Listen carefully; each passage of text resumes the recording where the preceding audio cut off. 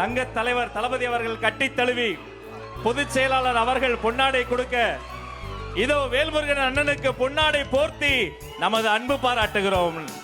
வாழ்க வாழ்க வாழ்க கலைஞர்கள் வாழ்க. தளபதி தளபதி வாழ்க. தளபதி தளபதி வாழ்க.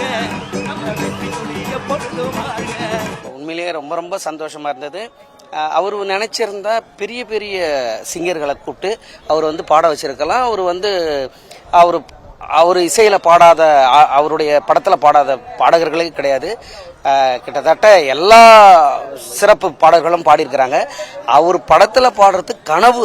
அதே மாதிரி என்னையும் நிறைய நான் திரைப்படத்தில் பாடும்பொழுது நீங்கள் விஜய் சார்லாம் நான் பாடலன்னு நான் ஊருக்கு போனேன்னா கேட்பாங்க எல்லாருமே. சார் நமக்கு அந்த ஒரு கனவு நடக்க மாட்டேங்குதே அப்படின்னு யோசிச்சு நான் பல முறை வருத்தப்பட்டதும் உண்டு. ஆனால் அந்த கனவு எல்லாமே இன்னைக்கு ஒரு செகண்ட்ல அப்படி கண்ணை மூடி கண்ணை திறக்கிறதுக்குள்ள நடந்து அந்த சந்தோஷத்தை அனுபவிச்ச மாதிரி இருக்குது. உண்மையிலேயே சார் எங்களையும் ரொம்ப வாழ்த்தினாரு, மதிச்சாரு. அது ரொம்ப ஹாப்பியா இருக்கு. இந்த தருணம் மறக்க முடியாத தருணம். மேடையில கட்டி அணைச்சு கண்ணத்துக்கிளி முத்தம் எப்படி இருந்தது அந்த தருணம்? வேற என்ன சொன்னார் உங்கள்கிட்ட?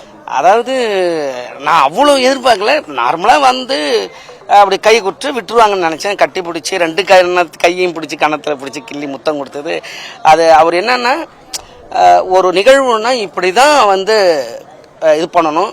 அதே மாதிரி இந்த கலைஞர்கள் எவ்வளவு தூரம் மற்றவங்களை சந்தோஷப்படுத்தணுங்கிறதுக்காக அந்த மேடை அலங்கரிக்கிறார். பார்த்து ரசிச்சாரு, பார்க்கும்போது தெரிஞ்சது. அதுக்கு தகுந்த மாதிரி என்னை வாழ்த்தினாரு. அதுக்கப்புறம் நான் சரி அவ்வளோதான் நினச்சிட்டு நான் தான் இருந்தேன். அப்போதான் டக்குன்னு என்ன பண்ணார், காதில் நீங்கள் ஒரு 2 வரி பாடும்பொழுது நான் ஆடலாமான்னாரு. அது ஐயோ, அது என்ன சொல்ற, புல்ல ரிச்சு போச்சு எனக்கு. நானே துள்ளி குதிச்சிட்டேன். ஆகா, அந்த மாதிரி பாட சொல்றாங்க சார் அப்படின்னு. அது ரொம்ப பெரிய விஷயம். அதை தான் சொல்றேனே, சில கற்பனைகள் சில இதெல்லாம் கனவு காணுவோம், ஆனால் நடக்குமா என்னன்னு தெரியாது. அது இன்னைக்கு நடந்திருக்குது. அது எல்லாமே இறைவனுக்கும் முருகனுக்கும் தான்.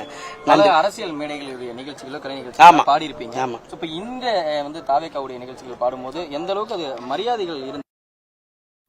இப்ப பல மேடைகள்னாக்க, இப்போ அரசியல் தலைவர்கள் ஒரு இடத்துல இருப்பாங்க, இல்லைனாக்கா அவங்களுக்கு தனி மேடை இருக்கும், நமக்கு தனி மேடை இருக்கும். அதே மாதிரி நம்ம போனோடனே அவங்க விஷ் பண்ணுவாங்க, வாழ்த்துவாங்க, ஒன்றும் பிரச்சனை இல்லை. பட் இவ்வளோ க்ளோஸில் உட்காந்து பார்க்கும்பொழுது நம்ம பாடுவோங்கிறது நான் அதை நினைக்கவே இல்லை. ஆக்சுவலாக இவங்க புக் பண்ணும்பொழுதே நேற்று தான் புக் பண்ணாங்க. எதுவுமே எனக்கு தெரியாது, என்னன்னே தெரியாது. இங்கே வந்த பிறகுதான் தளபதி வராருன்னு சொன்னதுனால சரி, அதை கூட நான் அப்படியே எக்ஸைட்டிங் ஆகலை, அப்படியே ரிலாக்ஸாக இருந்துட்டேன். அந்த பாடல் ஒன்று நீங்களே எழுதி பாடியிருந்தீங்க, ஸோ அதை பற்றி சொல்லுங்க. இல்லை, அது நான் எழுதலை, எழுதி கொடுக்கப்பட்ட பாடத்தை நான் பாடினேன். நல்லா இருந்தது, ரொம்ப சந்தோஷம். ஓகே, இந்த தருணம் எப்படி இருந்ததுன்னா தொடர்ந்து அடுத்த நிகழ்ச்சிகளில் பாட போறீங்களா? இப்போ இவங்களுடைய கட்சி நிகழ்ச்சிகள் எப்படி? அது நமக்கு என்ன சாமி, நமக்கு எங்கே வேணாலும் நம்ம பொதுவான ஆள், பொதுவான பாடகர், எல்லாருக்கும் பிடிச்ச பாடகர், எல்லா கட்சிக்கும் பிடிச்ச பாடகர்.